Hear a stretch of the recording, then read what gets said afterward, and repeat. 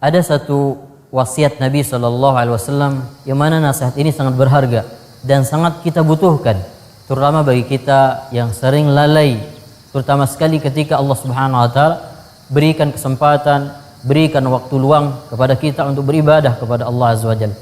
Tapi waktu luang yang Allah Subhanahu wa taala berikan ternyata kita sia-siakan. Nabi SAW berwasiat kepada Abdullah bin Abbas radhiyallahu anhuma dan mengatakan, ta'arraf ila Allahi fir rakha'i ya'rifka fis shiddah. Kenalilah Allah Subhanahu wa taala di waktu luang, maka Allah Subhanahu wa taala akan mengenalimu di waktu engkau mendapatkan kesulitan.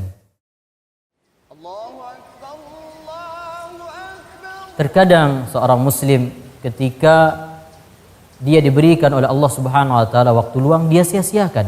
Dia tidak gunakan untuk beribadah kepada Allah Subhanahu wa taala.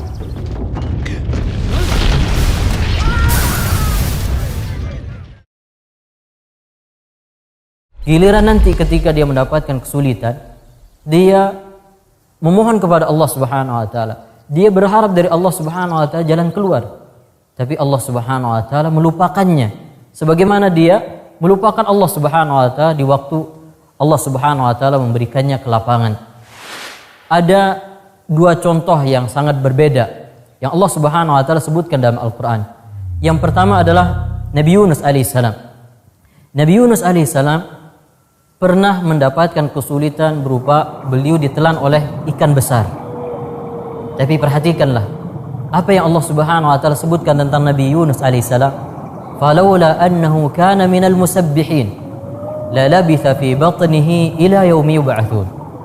Seandainya itu Nabi Yunus alaihissalam bukan termasuk orang-orang yang banyak bertasbih kepada Allah Subhanahu wa taala dengan ibadah-ibadahnya kepada Allah tabaraka wa taala, la labitha fi batnihi ila yaumi yub'atsun.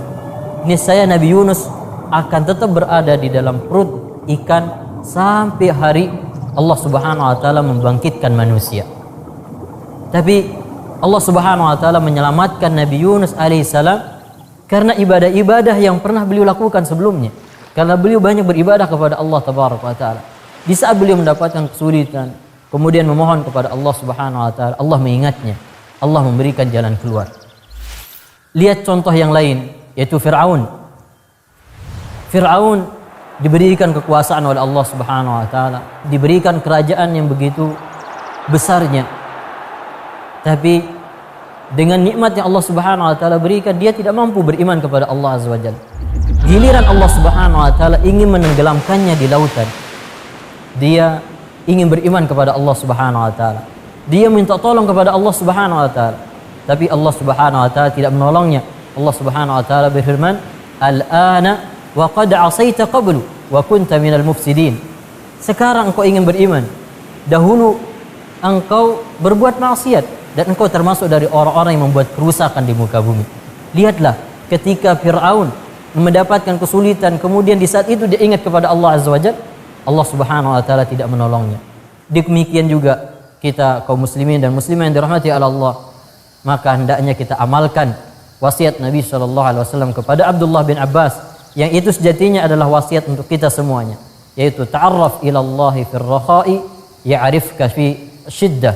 Kenalilah Allah Subhanahu wa taala di waktu lapang, maka Allah Subhanahu wa taala akan mengenal kita di saat kita mengalami kesulitan, sehingga Allah Subhanahu wa taala akan menolong kita, memberikan kita jalan keluar, akan memudahkan kesulitan-kesulitan kita.